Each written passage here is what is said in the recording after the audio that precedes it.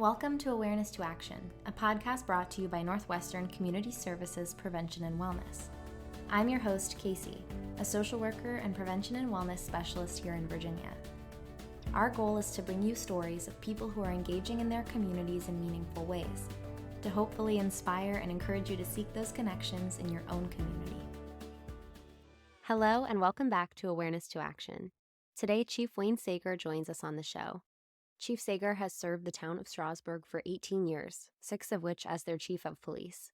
Chief Sager is a firm believer and advocate for community collaboration, which is demonstrated through his service as the chair of the Family Youth Initiative for Shenandoah County, the Skyline Regional Criminal Justice Academy, and the Northwest Virginia Regional Drug and Gang Task Force. He is an executive committee member for the Community Resources for Education and Wellness, also known as CREW, Northern Shenandoah Valley Substance Abuse Coalition, and Strasburg Rotary. Clearly, Chief Sager takes community involvement seriously, and that's why it's really exciting to talk with him about the change that's being created locally by people who really care and are taking action with their care. We also discuss Overdose Awareness Day, which is celebrated this week on August 31st. We cover a wide array of topics in our conversation, and I just felt really grateful to get Chief Sager's perspective on all of it. We hope you enjoy the episode. All right. Chief Sager, thank you so much for being with us on the podcast today. Yeah, fantastic. And thank you for having me. Of course. Let's start with you telling our listeners about your current position in Shenandoah County and the path that you took to get there. Ironically enough, today is my 18th year anniversary with the town of Strasburg. Wow. So August 21st, 2006, I started with the town of Strasburg with the police department as a midnight patrol officer. I didn't go to college for criminal justice. I actually wanted to be a school teacher. And I played college baseball. And when that was over, I came home and entered the workforce and worked at the natural gas company and had a great job, right? It was a union job and great benefits. The excitement wasn't there. I was walking neighborhoods and getting chased by dogs and reading gas meters. And my best friend worked here at the time and saw an opportunity.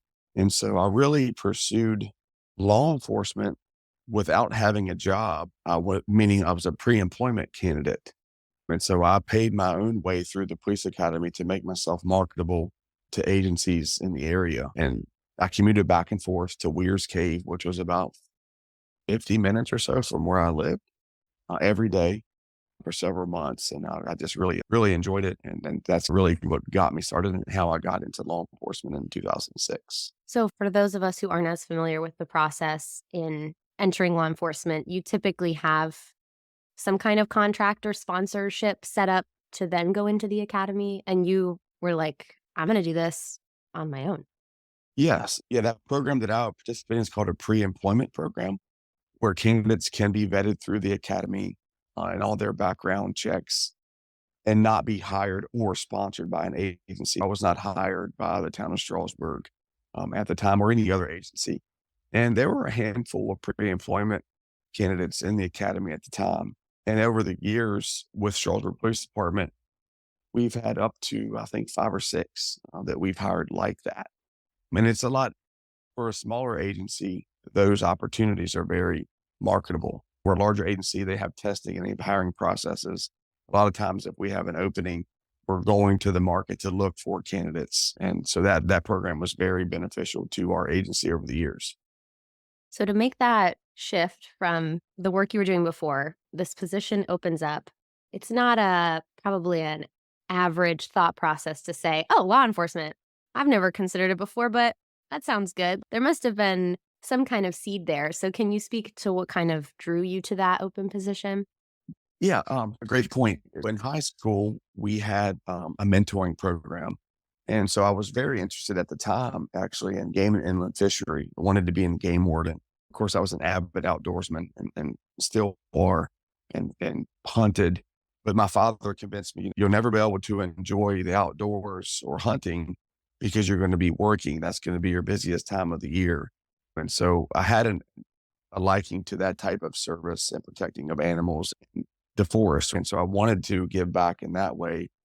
And I just really enjoyed over the course of my younger years and still do serving other people, helping other people. I am a Rotarian, service above self. And so that's really been a motto of mine even before I knew what Rotary was. It's an opportunity just to help other people and also have a voice for people that may not speak up or may need someone to speak up for them. Yeah, it sounds like that thread of service has been woven through all of it. We're having this conversation in the context of Overdose Awareness Day coming up. And from a previous conversation we've had, I know that you have a very person-focused mindset in your work. That's the approach that you take, seeing someone struggling with substance use disorder as an individual in need of care and support. And I would love to know where that comes from. It it seems like it should be, in my opinion, the perspective that everyone has, but unfortunately, it's not one that everyone holds. Can you speak to the root of that? It hits at home. I've had very close family members who have struggled with substance use disorder. It's impacted our family personally, friends, relatives.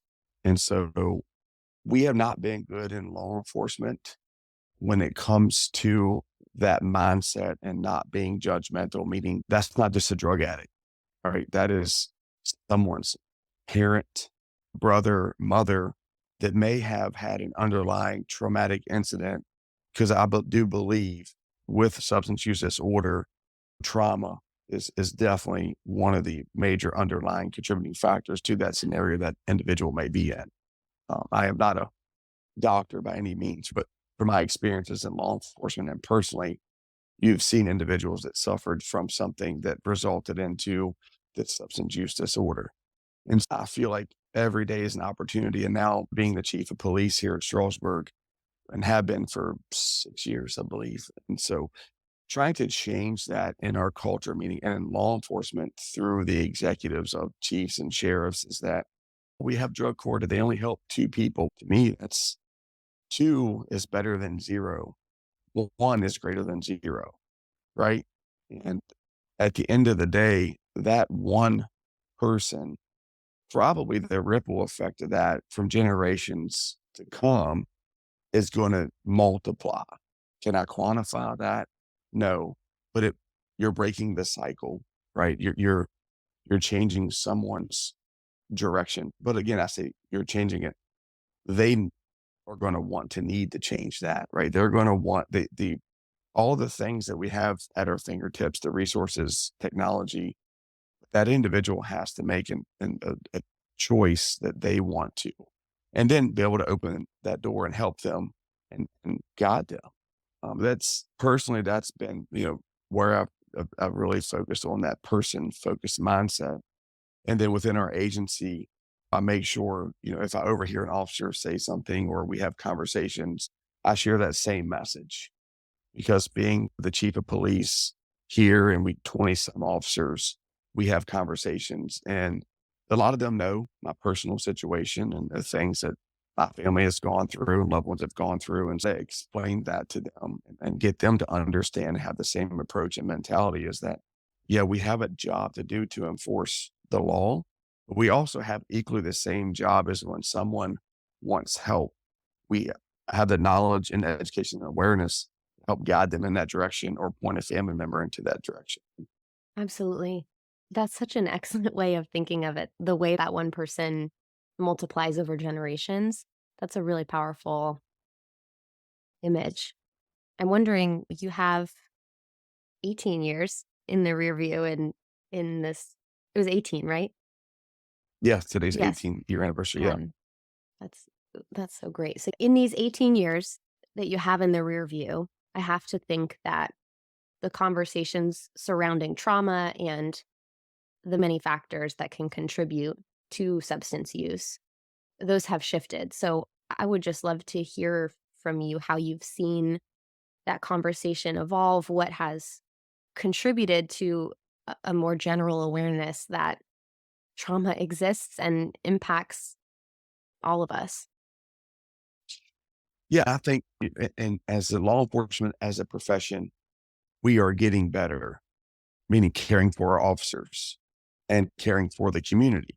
Like I said previously, is that, yeah, we have a job to do enforcing state code and traffic code, but we're learning things like CIT, right? Crisis intervention training, de-escalation training, we're coming together with mental health providers, coalitions, community stakeholders, having awareness events, creating awareness in our community, supporting one another. And our huge philosophy here at Strasburg PD with us is community engagement and involvement has been at the tip of the spear for us.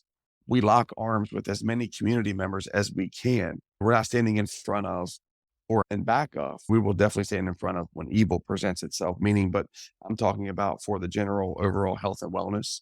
We're joining forces and we're not driving the bus. We're just having a seat on the bus and we're working together. And that's a twofold thing, right? We have the community, but the officers need to be healthy too. They're exposed to vicarious trauma, that death by 1,000 cuts over 18, 20, 30 years, the things that officers are seeing, for instance, with substance use disorder, overdoses and issuing Narcan. And no human should actually have to witness an individual experiencing an overdose. And we are very blessed to have Narcan and we have saves. But that is also a traumatic situation. And you're seeing someone at their low, and it could, in a small community, it could be someone that we know. It could be a friend, or it could be somebody else's relative, right? The community we serve, we know our community. We are our community. So that trauma. And so then teaching the officers and giving them resources so that they are well, because we're not allowed to have a bad day. When we put on the badge, the uniform, and we go out here to serve the community, they expect a service and they expect an A+ service.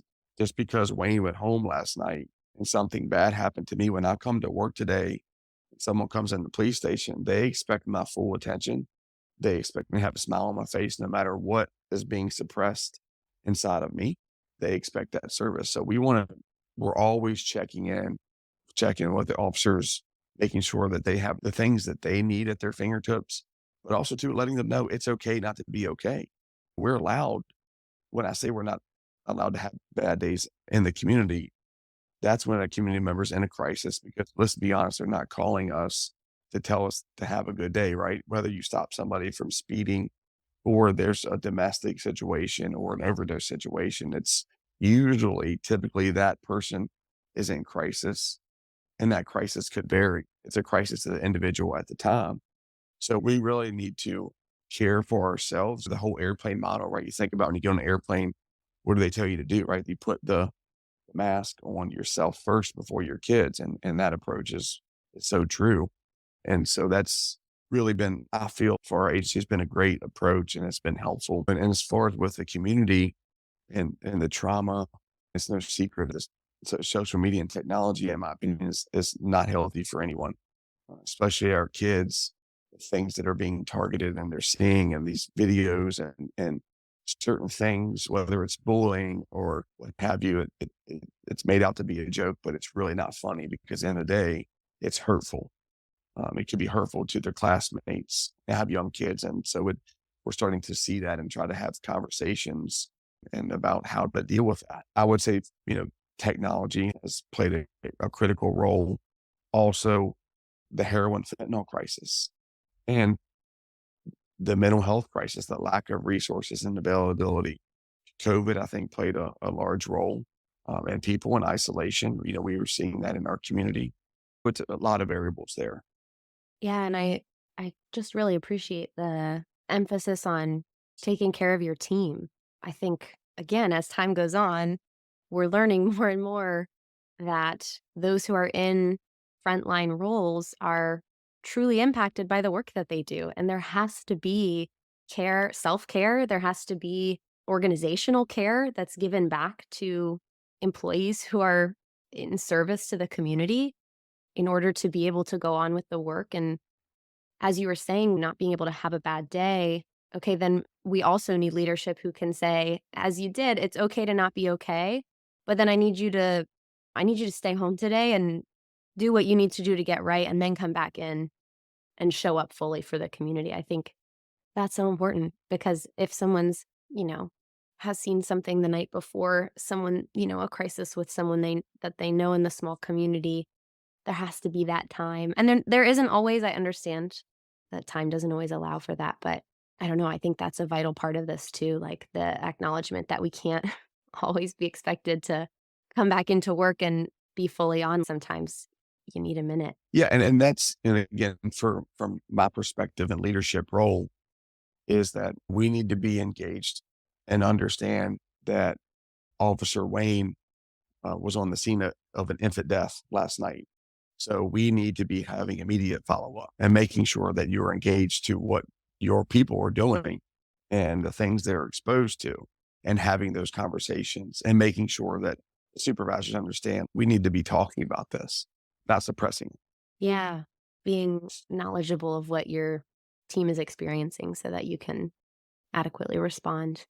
Touching on that social media thing, we're all inundated by news and what's happening in the country as a whole, and it can be very overwhelming. And I know you've shared that in the last few years, you've made a very conscious decision to shift some of your attention away from the national narrative and focus on what is happening locally in your community, just like seeing what you can do to be here and to help here.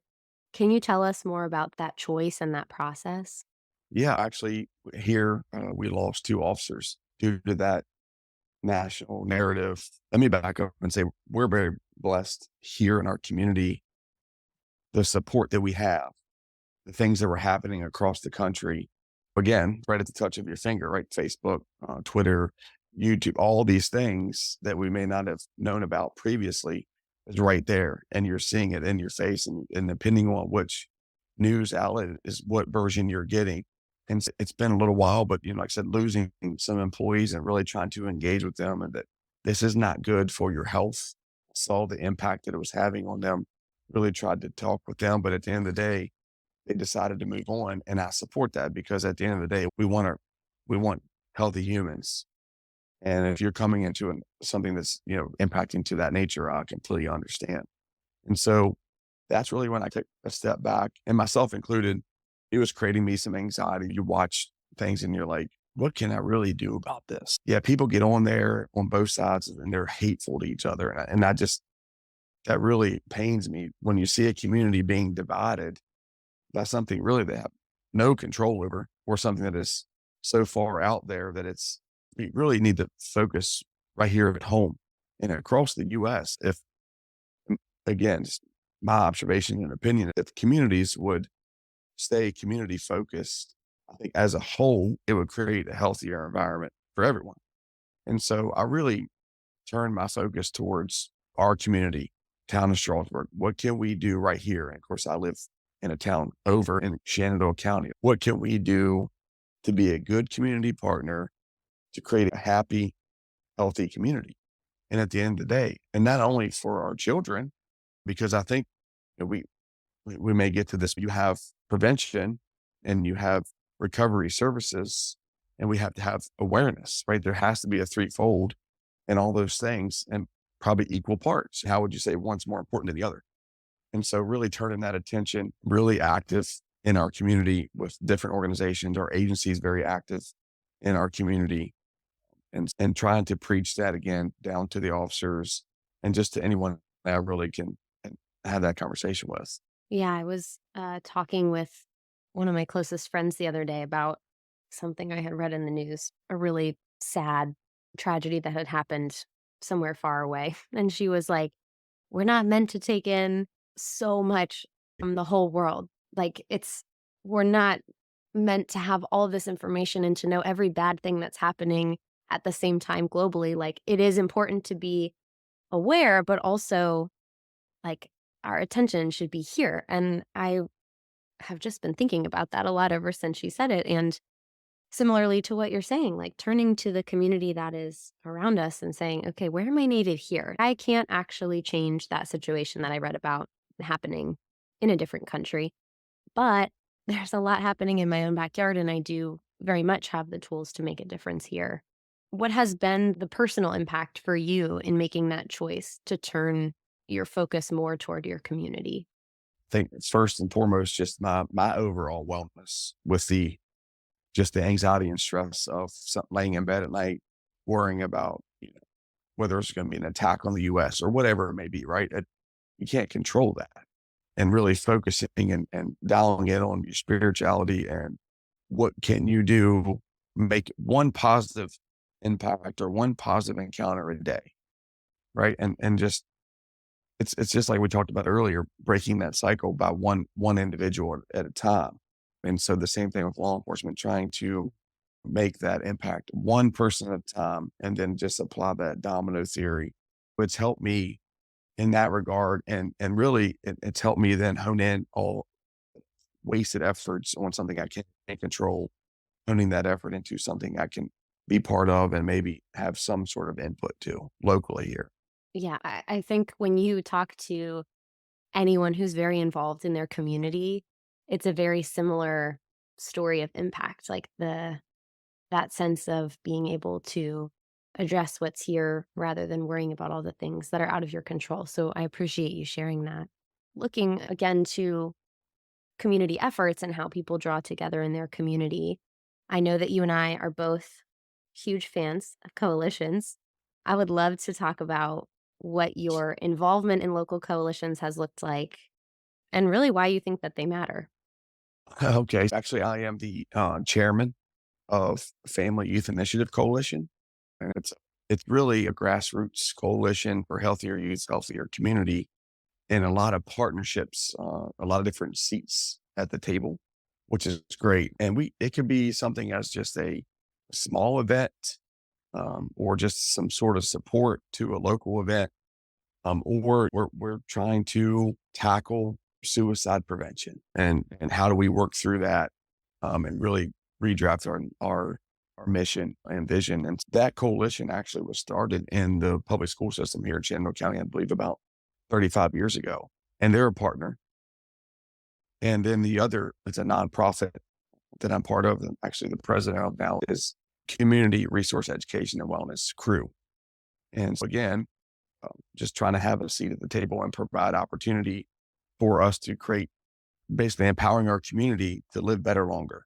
That's our tagline. And so trying to provide an opportunity, again, a happy, healthy community. I just feel like I keep saying that, but really, I mean, that's really what it comes down to, and engaging with our community, because it's not only we have community events, whether it's with the coalition or these different nonprofits that we work with, saying we as law enforcement, we get compassion fatigue, meaning you deal with the same small percentage of our community and that are having a bad day or trauma over and over. But then for the officers with that compassion fatigue, with these events and these different partnerships, it's a positive environment. So it's a twofold. It's a positive engagement for our community, but it's a positive engagement for the officer, because over the course of your career, we were talking previously about trauma. You're constantly going into an environment where someone's hurt, someone's crying, they're not happy to see you. There's got to be a balance. You got to fill your cup up on both sides, right? Or fill your cup up on where you're in a community event and the community's happy to see you. And a lot of these events are free. And so a lot of our community, the summer community, we're seeing them in a positive environment. So that's really been a great thing for us too. I love that perspective of it being a positive experience for the coalition member. And that's something that I also feel like being in a environment with folks who care as much as you do and are identifying the same things that they want to address. It's a very hopeful thing to be a part of. And again, an antidote to the feeling of overwhelm and anxiety when you look to the world, to turn around and say, oh, here's this group of people who live in my community and want to make a difference in the way that I do. It's really special. Yeah. And providing that hope on the local level. And hopefully, like I said, hopefully you're making a difference. And someone said something to me one day about how it's like you patrol a school parking lot and you're just being visible, or a neighborhood. You'll really never know if you deterred a crime. It's about being visible, but being visible, and being out there in the same breath of what we're talking about. The coalition is being part of that, being a positive contributing member to the coalition, to our community. At the end of the day, we got to continue to work together to provide that for our future. Yeah. And I think part of that coalition work is the joining of forces between different disciplines and perspectives. And I'm a social worker and you're chief of police. And so we have different experiences in our work lives and things that are totally not relatable to one another. And then many concerns and cares that are. And I think when we get people together or get groups together like law enforcement and the public schools and private schools and folks in the community who are doing those three prongs of prevention, recovery, and awareness, like that's when the change really happens. And you never know, in the same way that you don't know who you're impacting, you also don't know who you can connect with or which, relationships you're able to forge, because we all have these different professional backgrounds, but we also all have different personal backgrounds. And so I'm always so delighted in those kind of settings when we're talking about an initiative or something we want to address, and someone's, oh, my aunt is a part of this organization. Let's pull her in. Someone that's completely a personal relationship, but because you're coming from different groups and different families and backgrounds, the ties are able to be made and made stronger. Yeah. And that's funny you say that because it's almost like a facilitator of how I see myself with the coalition and different board meetings is, oh yeah, okay, we're going to do this. Oh wait, I know this person. For example, just happened yesterday and somebody with a new business and she has an idea and I'm like, this is fantastic. We could partner with the police department if you want and other community and have an event and I can help. I know the event planner and I know, this business. And so being able to pull all that together and create a great event for our community.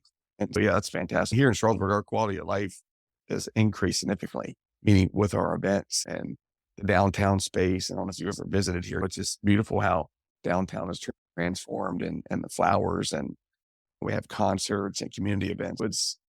But yeah, that makes a lot of sense about facilitating different, walks of life and bringing them together. Yeah, it absolutely is a facilitation.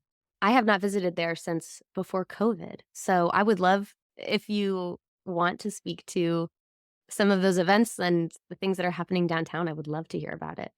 Yeah, so I think on each Friday night we do Front Porch Fridays here at the Townwood is today actually the 21st.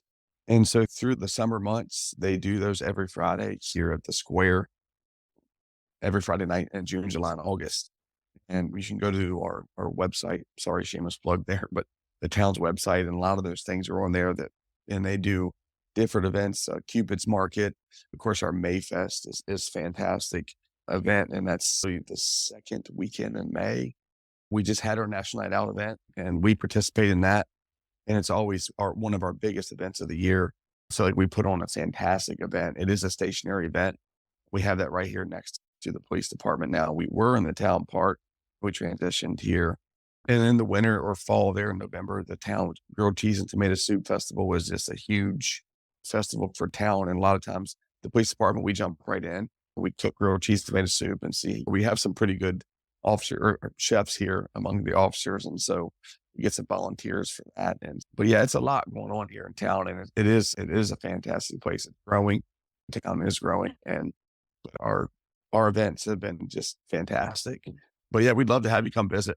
And we have a great variety of food, a great seafood place, Krabby Maggie's and burgers and dogs at the Box Office Brewery and I can't name them all. I apologize if anybody listens and I don't name their business, but it's nice because one day you can go get a great burger or Melted Dreams food trucks got great street tacos. And it's really, it is nice. And we're very, like I said, we're very blessed here.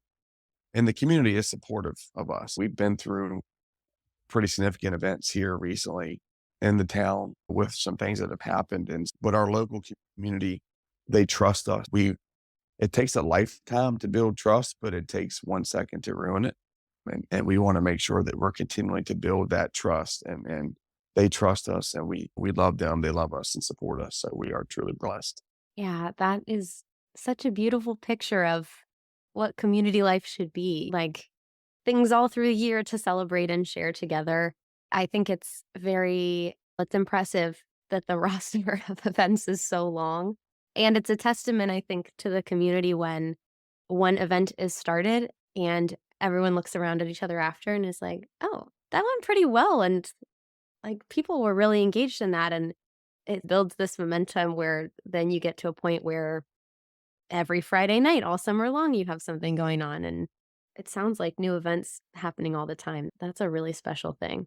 And it's also important too, is that we're supporting locally with our community businesses, right? Those community businesses are the ones that are helping support our little leagues, or it could be a theater and dance opportunity. They're going to those businesses for sponsorship. And as a community member, me personally, I try to support local as much as possible.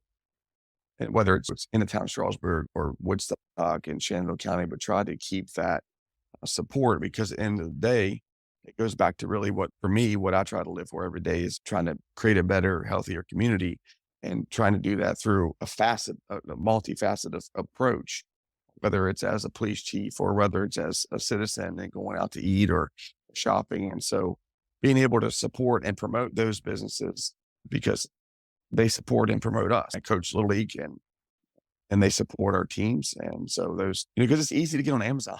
You can have anything. We talked about technology. You can have anything at your doorstep in a couple of days, 24 hours, literally anything, whether it's frozen steaks instead of going to the local butcher shop or shoes or a meal. And so it is easy to do that. So it does take a little bit of a conscious effort. And the businesses, too, part of our engagement is with our business and keeping in tune, watching crime trends, counterfeit money or scams. These scams are huge and impacting our businesses and mainly our senior population, and trying to just make sure that we're creating that awareness too. Yeah, there is a real intentionality in supporting your local community.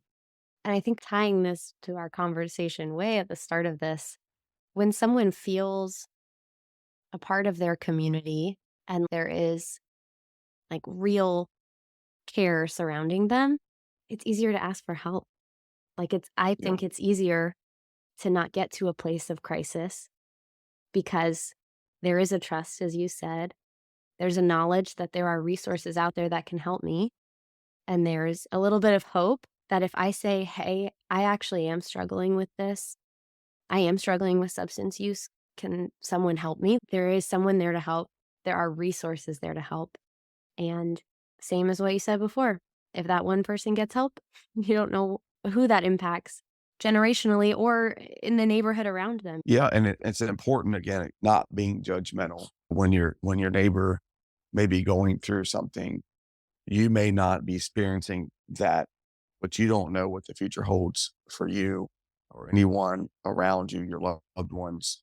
And so really trying to understand and be supportive, like you said, be supportive and being there for them and with an open arm and open ear, being a good listener.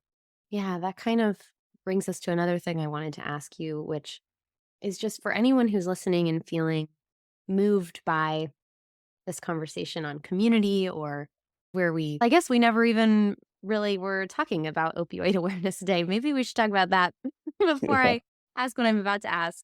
Can you speak to what your community is doing for Overdose Awareness Day and even what that is for someone who's listening and doesn't know? Yes, I apologize. I didn't write it down, but we have an upcoming speaking event. Ricky Jackson. So I serve on the board for the Northern Shenandoah Valley Substance Abuse Coalition. And that coalition, I'm not sure if you're familiar or not, one of their duties is overseeing the drug courts in the Winchester, Frederick County. And then now there's a new court in Warren County and a court in Shenandoah County. So I try to help with the Shenandoah County connection community to courts. I was able to facilitate with our director, and we went around to the civic groups and started creating some awareness about drug court. And it's been fantastic so far, watching individuals progress through there and people that and now they have an opportunity to seek help. And so August 31st is a larger event in Winchester. We're not having an event in Shenandoah County. But then I think on August 29th, apologize, I can probably pull it up here, August 29th, Mr. Jackson is speaking at, what's the farmers market outside of town there? West Oaks on Middle Road. There's a speaking event there. Mr. Jackson is speaking from life lessons is fantastic. I don't know his complete bio, but just a motivational speaker about substance misuse and opioid crisis. And so he's coming around and going on a speaking tour. Our executive director for the coalition, Allison Dillo, was able to connect with our jails. He's going to go into the jails and facilitate conversations, providing positive messages and connection with those that are incarcerated currently. As a whole, I've been working with a small group of community stakeholders in Shenandoah County. We've been meeting over the course of several months about what can we do for Shenandoah County, Strasburg, Woodstock, all the encompassing towns. And so we're trying to work towards some community coalition type approach, listening to the community, getting input and creating awareness, and then going to build off. That model is very similar to what's been happening in Winchester. And so we have some upcoming meetings for that. But as far as that exact day and awareness, those events that I described on the 29th and then the 30th in Winchester, and I think that one is at 7 p.m. on the 31st. I can't remember the location, so I apologize. That's okay. For local listeners, or if you're not local and you just are curious about what the events are going to look like, we'll put information about that in the episode description. And if you're not a local listener, I would still encourage you to see what your community might be doing for Overdose Awareness Day. The beauty of it is that it's nationally recognized, and I don't want to say celebrated, but there's a lot of folks in a lot of places doing the work to bring the awareness and have the hard conversations and connect people to resources. And Chief Sager, I love what you're saying about you're listing all of these events and this small group that's meeting to work on this coalition and someone who's going into the jails to have conversations. Just a perfect testament to the fact that this work can't be done alone, and that when it's done with a group who's committed and excited about it, so much more can be achieved. Like, one person could not possibly manage all of those events over the course of several days, but when you've got a great team, there's like really no limits to what you can give to your community. Yeah, it takes a tribe, right? The old saying. And so I apologize. I might have misspoke. It's Ricky Johnson. I'm not Jackson. Ricky Johnson is the speaker. But yes, it does it. It really does it. It takes, I'm gonna say everyone, but it takes a large group. I mean, no one can do this alone. And that's been a challenge in our profession. I think we're getting better, but it's people want to operate in silos because unfortunately sometimes people see it as, oh, I can get credit to this. That's, to me, if you're doing this, you're doing it for the wrong reasons. It's not why I do this. It's not because you want to be recognized. I'm honored to speak with you today, but hopefully it's going to create more of awareness. It's because you truly do love and care for your community. You've truly been impacted by this. And I don't know your listening base, but I would almost venture to say the majority of them at some way or form have been impacted by substance use disorder and the opioid crisis. Last year, I was the keynote speaker at the event at the Warren Coalition, Warren County, and delivered a speech. And part of that vigil is recognizing and honoring the lives of those individuals that were lost, overdose, and they ring a bell. And just to stand back and those that volunteered to come up and do that. And some individuals rang that bell 4 times. And that was devastating. And we go back all the way back to what I talked about, that domino effect. You never know. And so that one individual lost 4 loved ones to substance use disorder. And that is like impactful. And you might know where you are today, but you don't know where you're going tomorrow. And again, trying to be the best person you can be today because you don't know where you're going to be tomorrow. And so that tomorrow I may need you, Casey, to lean on, right? And today someone may have needed me. Community is definitely, there's strength in community. Back to your point there. Absolutely.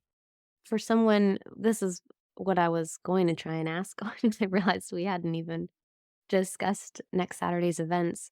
For someone who's listening and feeling like okay, yeah, I want to be a part of this. I want to find a way to have it to make a difference in my community, to have a say, to make my voice heard. What would you recommend?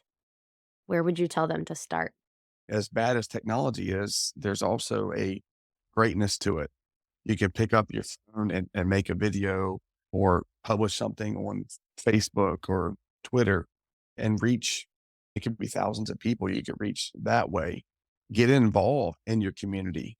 Get involved in your civic groups, Rotary, the Routing Club.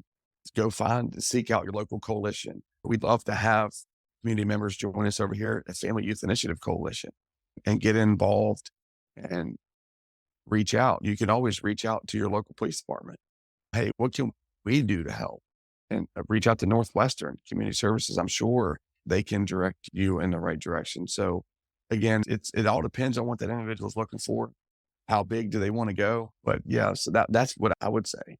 It's great advice to find a starting point and to go from there. The way that all good things start. So grateful for your time today. I want to ask you our final question, what we ask all of our guests.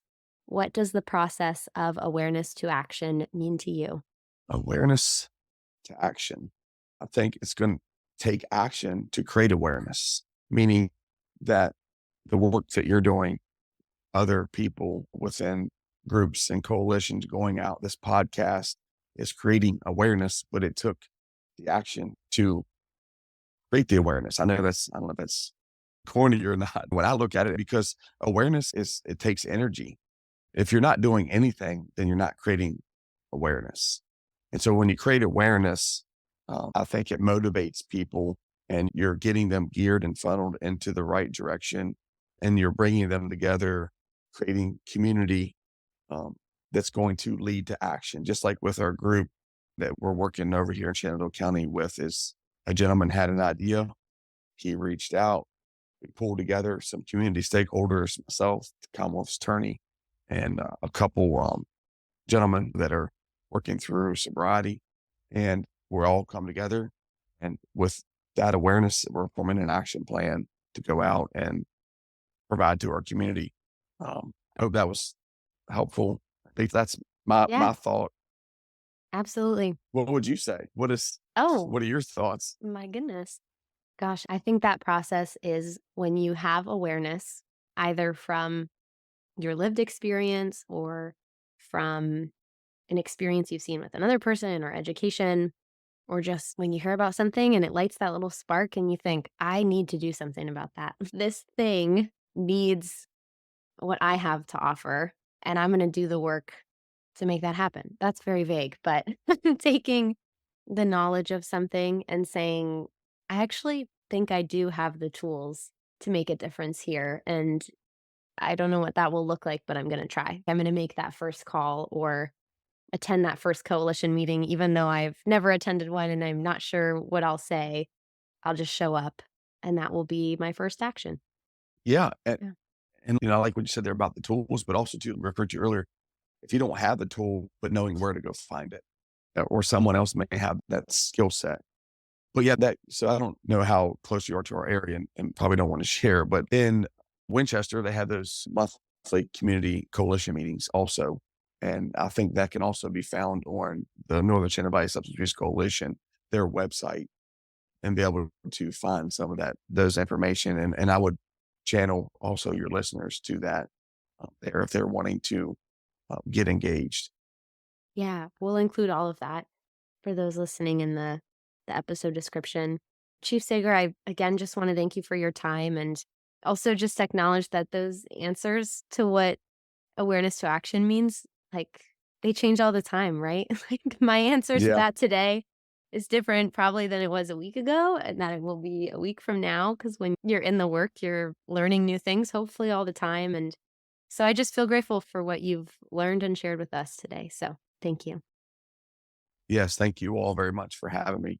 And if you ever need anything, or if I can be of any help, please don't hesitate to reach out. Thanks for listening, and thank you again to Chief Sager for joining us. As I mentioned, all of the links for the coalitions and events we discussed are in the episode description. Make sure to check them out. There's a lot of great work being done. And make sure to subscribe to the show so you don't miss any of our future conversations this season.